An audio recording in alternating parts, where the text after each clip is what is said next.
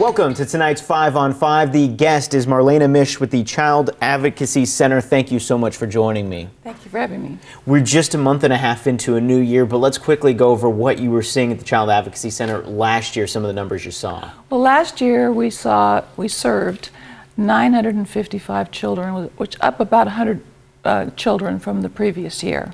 So we were very, very busy. And you say statistics show that that's just a small percentage of... Yes, research tells us that whatever number that we can identify represents about 5% of what's actually happening in the world. Wow. Yeah. What's, as an organization, what's coming across your radar as we head into 2012? What do you... Well, we're really focusing this year, and from now on prevention. We're trying to help educate this community so that we can prevent this from happening. It takes a lot of help and intervention once something is already done. And we want to educate parents and teachers and anybody, any adult, so that they can recognize the signs of a child that's been abused, and they know what to do and they know what not to do. And if we can do that, we can make a significant change in our community, because this is an epidemic. It's all across the United States, it's across the board, it crosses all socioeconomic levels, and it's something that people don't want to talk about, they don't want to hear about, they don't even want to know about it, because it's hard stuff, and it's ugly. But we have it, and I think if our children can endure it, we ought to be able to look at it. Is there any silver lining to what happened at Penn State with Jerry Sandusky, to the fact that people are forced them to talk about it, right, and forced people to start to become aware? Right, and you notice how many cases have come forward all across the country since that case. And that case is a perfect example of what happens when you don't know anything about sex offenders.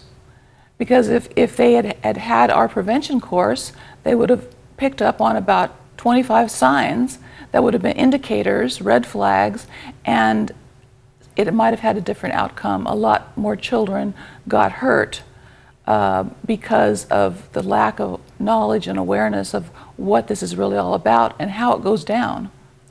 All right, we'll have a few more questions for you, so stick around. More 5 on 5 right after the break.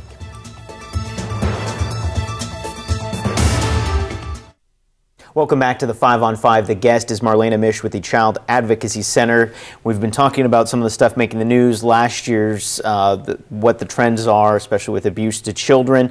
We're heading into a new time here, new district attorney. What are some of the things that the Child Advocacy Center is going to be looking for in this new district attorney? Well, this is a very, very important race as far as we're concerned, and probably the entire community probably thinks this is an important race. But as far as those of us who are advocates for children, we're looking for a person who has a vision, who has courage, and by that I mean the courage to go after the people that hurt children and hold them accountable. And by that, and just to kind of go a little bit deeper into that, we want someone that is going to not be afraid to take a case that maybe not be a slam dunk, but that we know in our heart, that we believe in our heart that a person has committed this crime, and we think we know who did that. We at the Advocacy Center are looking for someone who's going to take that case and not just take sure things. Do you think that's something that's, I'm not saying just here, but all across the United States, been a tougher issue, is finding people who will take that extra step?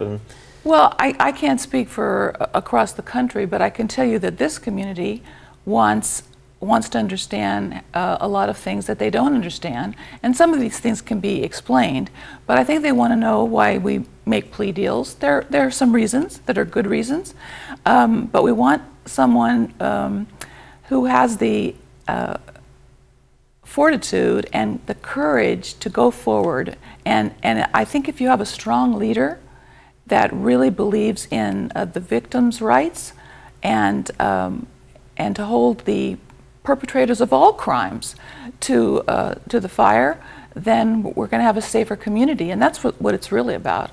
Important forum coming up we have hosting here April 3rd. Tell us a little bit about involved. Well, the Child Abuse Network can is holding a forum so that the 3 applicants or candidates that are running for district attorney will have a chance to answer some pretty tough questions from community members. I hope all the community comes out, because we need to look these people in the eye, we need to ask them tough questions, and we need to listen to their answers. And that's on April 3rd, so a Yes. little time away, but mark it down on the calendars. I'll be there. All right, Marlene, thank you so much for You're joining so me. welcome. All right, that's it for the 5 on 5. More news right after the break.